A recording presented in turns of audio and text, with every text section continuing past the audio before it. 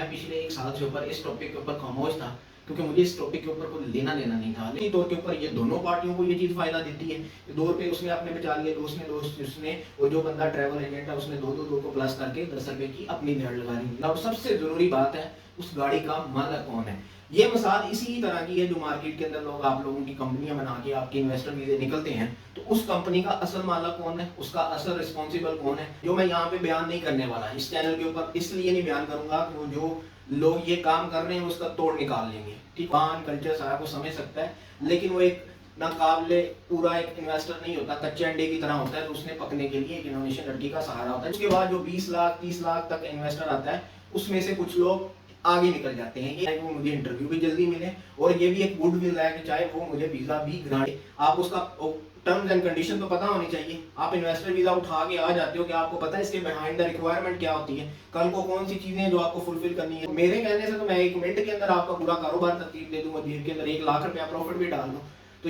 अस्सलाम वालेकुम वरहमतुल्लाहि वबरकातुहू। उम्मीद आप सब लोग ठीक होंगे। तो जिस तरह मैंने अपनी पिछली वीडियो जो इन्वेस्टर के ऊपर थी उसके अंदर आप लोगों से एक वादा किया था कि मैं इस टॉपिक के ऊपर एक दूसरी वीडियो लेके आऊंगा, जिसको मैं डिटेल्स के अंदर स्टेप बाय स्टेप आपको बताऊंगा, ना कि आपको मसालों के जरिए समझाऊंगा। तो सबसे पहले आते हैं कि इन्वेस्टर वीजे की पाकिस्तानी जो हैं वो डिमांड बहुत है इंडोनेशिया के अंदर, और बहुत सारे लोग इसका काम भी कर रहे हैं। लेकिन सवालात और जवाबात कभी भी नहीं खत्म होते इन टॉपिक्स के बारे में। जो बंदा जितना सीरियस होता है उसके उतने सीरियस क्वेश्चन होते हैं। तो हम जो लोग मेरे से पूछते हैं, तो मैंने कहा इसके ऊपर एक स्पेसिफिक वीडियो बना दी जाए। तो सबसे पहले आते हैं कि जी जब आपकी एक कंपनी बनती है उसके अंदर कितने पार्टनर हो सकते हैं, क्या रिक्वायरमेंट हो सकती है। तो आपकी जब एक कंपनी यहाँ पे बनाई जाती है जिसकी बेस पे कल तो आपने यहाँ पे काम जारी रखना है या अपने फैमिली मेंबर्स को बुलाना है, तो ये कंपनी के अंदर 3 से 4 या 5 पार्टनर तक भी आ सकते हैं। लेकिन उसके अंदर जो एक कंडीशन होती है कि जो भी फॉरेन इन्वेस्टर होता है, लोकल प्लस फॉरेन बेस भी कंपनीज बन जाती है। ठीक हो गया। तो जैसे कि आपके कोई जानने वाला नहीं यहाँ पे होगा, कौन आपकी कंपनी का जिम्मेदार होगा, तो टोटली फॉरेन बेस भी कंपनीज बना दी जाती हैं यहाँ पे। ठीक हो गया। उसके अंदर जो भी एक बंदा होगा वो ऐड होता है, उसके बिहाइंड पे लिखा जाता है कि इसने 10 बिलियन इंडोनेशियन कैपिटल इन्वेस्ट करना है। जितने कंपनी पे बंदे ज्यादा होंगे उसकी कंपनी की जो अवेलुएशन है वो बढ़ती जाएगी। अगर आप एज ए इन्वेस्टर इंडोनेशिया में एंटर होंगे, तो आप अपने वालदेन समेत बीवी बच्चों को भी लीगली तौर के ऊपर यहाँ पे बुला सकते हैं। साल और 2 साल के वीजे इसके मतलब चलते हैं ये और जो इन्वेस्टर होता है उसका 2 साल का वीजा होता है, और जो उसके नीचे बीवी बच्चे होते हैं जो उसके रिलेटेड होते हैं, तो उनका साल और 2 साल के वीजे होते हैं मल्टीपल एंट्री वाले। तो ये तो होगी कंपनी बेस बात। अब इसके अंदर जो पिछले दिनों भी मैंने कहा था कि आपको पता होना चाहिए कि आपकी कंपनी की क्या रिक्वायरमेंट है, वो आज मैंने क्लियरली बता दिया है कि 10 बिलियन इंडोनेशियन रुपीज उसकी लिखी जाती है एक डायरेक्टर की। यानी अगर आपका कंपनी के अंदर शेयर या कैपिटल लिखा होगा 10 बिलियन इंडोनेशियन, देन आप एज अ इन्वेस्टर इंडोनेशिया में एंटर कर सकते हैं। अब इसके ऊपर मुख्तलिफ राय रखी जाती हैं कि वो जो 10 बिलियन इंडोनेशियन है एक बंदे के ऊपर, वो उसने कब तक इन्वेस्ट करने हैं इंडोनेशिया के अंदर, किसने पूछना है किसने नहीं पूछना। अगर मैं पाकिस्तानी अपने मेरे समेत जो ट्रैवल का काम कर रहे हैं, उनके नज़दीक इसका दुरानिया 2 साल का होता है। मेरे कुछ फॉरिजन है फ्रेंड्स, मैंने उनसे बात की, वो कहते हैं ये इनिशियली डिपॉजिट करना है क्योंकि उनके लिए ये इतनी बड़ी रकम नहीं होती। तो इसके ऊपर मल्टीपल चीजें आज तक देखने को मिली है, क्लियर कट नहीं कहीं किसी को भी पता कि ये अमाउंट आपने कब तक यहाँ पे करनी है और किस डिपार्टमेंट ने चेक करनी है, इसके क्या नुकसान और क्या फायदे हो सकते हैं। उसके अलावा जो मोस्टली फॉरिजन्स को इंडोनेशिया के अंदर प्रॉब्लम आती है, उसके अंदर यही आती है कि एक तो उनको पता नहीं होता कि उन्होंने काम कहाँ पे स्टार्ट किया है, यानी कि इन्वेस्टर वीजे के ऊपर आ जाते हैं और यहाँ पे फिजिकली को काम नहीं करते, तो जारी सी बात है क्लियर किकबैक होता है। और अगर वो रिलेटेड डिपार्टमेंट आ जाए तो उनके पास इस सवालात का जवाब नहीं होता क्लियरली। और दूसरा जो इस चीज के ऊपर मोस्टली इशू होता है, वो इशू यही होता है कि वो अपना एड्रेस नहीं मेंटेन कर पाते। ठीक हो गया। रह कहीं पे और पे रहे होते हैं, और जो उनके इन्वेस्टर के ऊपर एड्रेस होता है वो होता है। तो ये चीज़ आपने लाजमी इंडोनेशिया में करनी है कि अगर आप किसी भी स्टे परमिट के ऊपर, चाहे वो वाइस स्पॉन्सर हो या इन्वेस्टर हो, उसके ऊपर आपने अपने एड्रेस को हमेशा मेंटेन रखना है। तो इसकी फर्दर डिटेल्स तो नहीं बता सकती, अगर कोई सीरियस है तो वो मुझे मैसेज कर सकता है, नंबर यहाँ पे शो हो रहा है। उसका जो अगला सवाल होता है लोगों का कि यार हम क्या बिजनेस करें, हम क्या बिजनेस करें। इसका इतनी वीडियोस के अंदर लॉजिकली बताया, अक्लमंदी तौर पे बताया कि फॉर एग्जांपल मैं यहाँ पे बैठा हूँ जिसने कभी बिजनेस नहीं किया और आप माशाल्लाह अच्छे बिजनेसमैन हैं। मैं आपको आइडिया देता अच्छा भी नहीं लगूंगा और मेरे आइडिया को आप समझिए, जो अच्छा एक रियल बिजनेसमैन होता है जिसने अपनी लॉन्ग टर्म प्लानिंग करनी होती है, वो एक मर्तबा इंडोनेशिया को लाजमी आके विजिट करता है। और मैं हर किसी को यही रिकमेंड करता हूँ, क्योंकि अगर आप मेरे पे आएंगे तो मुझे तो हर चमकती हुई चीज सोना लगेगी। वो जब आप आए क्या पता उस चमकती हुई चीज से ज्यादा पीछे आप सोने का चमचा घर में छोड़ के आए हो। तो हर चीज वैरी करती है। बेहतर है कि अगर आपका लॉन्ग टर्म प्लान है तो अच्छा, ऐसे लोग जिन्होंने पहले बिजनेस नहीं किया, स्टिल कंफ्यूज है क्या है, तो मैं उनको कहूंगा कि इंडोनेशिया के अंदर जो सबसे बेहतरीन चीज होती है वो इसका रेंट बेस है। जो एक मेन कंसर्न एरिया होता है ना, आपने क्या प्रोडक्ट सेल सेल करनी है और किस एरिया में करनी है, और रेंट वेरी करता है। जकार्ता मेन कैपिटल से लेके अराउंड इंडोनेशिया जो छोटे मोटे शहरों में जाएंगे, 50-50 100-100% रेंट का फर्क है। जिस तरह लाहौर, फैसलाबाद और आप किसी और छोटे शहर के अंदर दुकान लेंगे तो तीनों में जमीन आसमान का फर्क होगा। और अगर आप, मैं तो हर किसी को रिकमेंड करता हूँ कि सबसे पहले वो विजिट वीजे के ऊपर आए, आगे देखे कि क्या वो एडजस्ट कर सकता है कि नहीं। ठीक हो गया, अगर उसके बाद उसने फैसला कर लिया तो एक डोर माह में अपनी नॉर्मल लैंग्वेज सीखे। ठीक हो गया, उसके बाद डिसाइड करे एरिया। अगर वहीं से बैठ के करेगा तो अपना नुकसान कर लेगा। और कुछ पाकिस्तानियों का ये तरीका कार है कि वो जो पाकिस्तानी यहाँ पे रह रहे हैं, अब मेरा तो ट्रैवल के साथ तल्लक बन चुका है। ठीक हो गया, मेरे साथ जो राब्ता करेगा मुझे होगा कि यार इसने मेरे से ट्रैवल का काम करवाना है। लेकिन और जो मेरे पाकिस्तानी भाई जो इंडोनेशिया में रह रहे हैं, जिन्होंने शादियां की हैं, बहुत सारे पाकिस्तानियों के एक दूसरे के साथ तल्लक है, वो वहां से बैठ के राब्ता करते हैं। वो यहाँ से, इसके ऊपर एक स्पेशली मैंने वीडियो बनाई है कि इसमें नुकसान क्या है, फायदा क्या है, यहाँ पे मैं लिंक दे दूंगा, आप देख लें।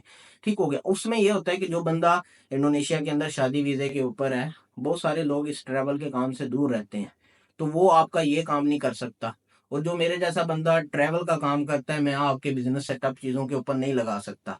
तो ये आप जरूर राब्ता रखें, आपका हक है हर किसी के साथ मिलना, लेकिन एक नहीं 5-6 बंदों के साथ राब्ता रख के आए। जब यहाँ पे विजिट पे आए सभी से मुलाकात करें, क्योंकि अगर आप एक बंदे के ऊपर यकीन करेंगे ना, तो वो आपको ऐसी जगह पे आके यहाँ पे फंसा देगा। 99% यहाँ पे एग्जाम्पल्स हैं, नाम लेने की जरूरत नहीं है। तो वो एक ही बंदे पे यकीन करके जब आप सारा कुछ उसके ऊपर डालेंगे तो एट द एंड नुकसान में आप जाएंगे, क्योंकि उसका यहाँ पे घर है, उसका एक निज़ाम है। आप अपना निज़ाम छोड़ के उसके पीछे आ रहे हैं। उसका क्या, उसने थोड़ी सी साइड करनी है, उसने अपने निज़ाम के अंदर चले जाना है, और वो आप जिसने अपना सारा कुछ उस चीज़ के पीछे छोड़ दिया, आपने नुकसान कर लेना है।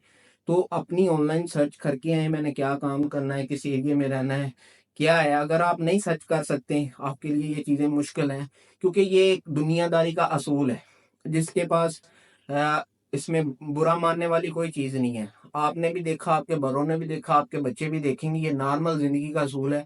अल्लाह पाक की देन है, किसी को दिमाग दिया है वो पैसे वालों के नीचे काम कर रहा है, किसी को अल्लाह ताला ने चालाकी है, कारोबारी देने दी है, उसने अपने नीचे पैसे वाले रखे हुए हैं। तो ये कॉमन एग्जांपल भी है, इसमें बुराई वाली कोई कहानी। अल्लाह पाक ने हर चीज को कुछ ना कुछ यूनिक दिया है, जिसके बेस के ऊपर वो रिस्क लेता है और वो रिस्क कमाता है। नौकरी वाला बंदा अपनी लॉयल्टी बेच के रिस्क कमाता है, रिस्क लेने वाला बंदा अपनी जिंदगी का रिस्क, हक और सच जो भी है, वो क्या कहते हैं, हलाल हराम जो भी है उसने करना, वो उसकी बेस के ऊपर रिस्क लेता है। तो ये थी एक छोटी सी इन्वेस्टर के ऊपर वीडियो कि जब भी आपकी कंपनी बनती है उसमें 5-6 4-5 पार्टनर आ सकते हैं, लेकिन उसके अंदर जो एक बंदे की वैल्यू वो 10 बिलियन इंडोनेशियन बनेगी। कि आप इंडोनेशिया के अंदर एज ए इन्वेस्टर आ रहे हैं और आपने 10 बिलियन इंडोनेशियन इन्वेस्ट करने हैं। जितने कंपनी के अंदर बंदे पार्टनर ज्यादा होंगे, एटलीस्ट 2 होते हैं, उतनी आपकी वैल्यूएशन बढ़ जाती है। अब इसके ऊपर मुख्तलिफ राय रखी जाती हैं, कोई कहता है कि दिन कब तक करने हैं, कोई कहता है कोई ज़रूरत नहीं। पाकिस्तानी जो है कम्युनिटी, इनकी अपनी राय है, इंडियन की अपनी राय है, और जो अमेरिकन या यूरोपियन लोग यहाँ पे काम करते हैं, जो रूल को अपर लेवल पे लेके चलते हैं, उनकी एक अपनी राय है। आज तक ये को क्लियर कट होके नहीं आई। ठीक हो गया, इनिशियली आपकी कंपनी बन जाती है, आप एज ए इन्वेस्टर इंडोनेशिया में आ जाते हैं, तो कुछ लोग अपना काम स्टार्ट कर लेते हैं। फर्ज करें कि अगर आप एक रियल इन्वेस्टर है, और जो रियल लोगों की आ, होती है चीज काम करने की, फॉर एग्जांपल एक बंदा है, उसने दुकान बना ली है, वो उसको चाह में कहता है कि यार मैंने इसका टैक्स पे करना है, अब उसको नहीं पता किस तरह टैक्स पे करना है।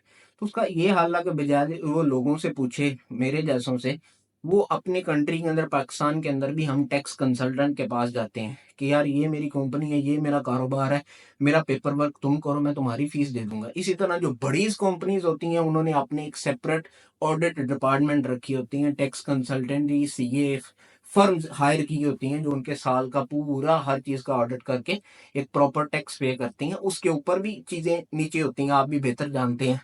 एक मिसाल के तौर पे आपको बता देंगे, खोखा चाय बेचने वाला कोई टैक्स नहीं देता, और एक जिस बंदे ने कैफे बनाया है, जिसने अपना बिल्डिंग सेटअप प्रॉपर किया है, वो एक प्रॉपर टैक्स देता है। हालांकि वो खोखे वाला उससे ज्यादा पैसे कमा रहा होगा क्योंकि उसने कोई अपना कैलकुलेशन नहीं लगाई। तो ये सारी चीजें, अगर कोई बंदा सीरियस है तो उसका अगला पहल, आपकी कंपनी बनाने के बाद अगर आप एंटर हो चुके हैं कारोबार करने के बाद, आप अपने टैक्स कंसल्टेंट्स को हायर करें और उनके ज़रिए अपना आगे का निज़ाम चलाएँ। तो इसमें अगर कोई और इन्फॉर्मेशन चाहिए, क्योंकि ये जो सवालात और जवाबात और जो नॉलेज है ना, इसकी कोई हद नहीं होती। ठीक हो गया? तो आप मुझे नीचे कमेंट कर सकते हैं। व्हाट्सएप नंबर दिया गया है, अगर आप इससे एक स्टेप ऊपर हैं, सीरियस है काम के बारे में, चीज़ों का आपका पता है, तो आप वहाँ पे मुझे मैसेज कर सकते हैं। अब इसके अंदर मसला ये है, इतना बड़ा ये स्टेप है, हर बंदे ने अपना मुल्क छोड़ना है, काम छोड़ना है, उसके मुख्तसर 150 सवालात होते हैं। अब हम लोगों के सवालात दें तो हमारे से काम नहीं होता। तो एंड के ऊपर एक रिक्वेस्ट है कि अगर वो बंदा सीरियस है इस चीज़ के बारे में, वो व्हाट्सएप के ऊपर आए, वो कंसल्टेंसी फीस पे करे। ज़रूरी है क्योंकि मैं अपना टाइम दे रहा हूँ। हाँ, मेरा प्यार मोहब्बत वहीं पे रहेगा कि कल को जब अगर आप कोई काम करवाएँगे तो मैं उसमें से वो कंसेशन कर दूँगा। अगर आप वो नहीं काम करवाते, अगर आपका डिसीजन चला गया है, तो एटलीस्ट जो हमने आपके साथ टाइम इन्वेस्ट किया है वो ज़ाया ना हो। तो उम्मीद है आपको ये जो मेरी एंड पे सजेशन है ये बुरी नहीं लगी होगी। इसमें आपका भी फ़ायदा है, मेरा भी फ़ायदा है। तो ज़ाहिर-सी बात है, अगर आपके कोई भी सवालात हो, आप नीचे कमेंट में कर सकते हैं। मैं इंशाल्लाह या तो कमेंट में जवाब दे दूँगा, लेकिन कुछ सवालात के जवाबात लंबे होते हैं, या किसी आने वाली वीडियो के अंदर क्लियर कर दूँगा, ताकि एट द एंड यही है कि किसी का टाइम और पैसा ना ज़ाया हो। तो मिलते हैं अगली वीडियो में, तब तक इजाज़त दीजिएगा। अल्लाह हाफ़िज़।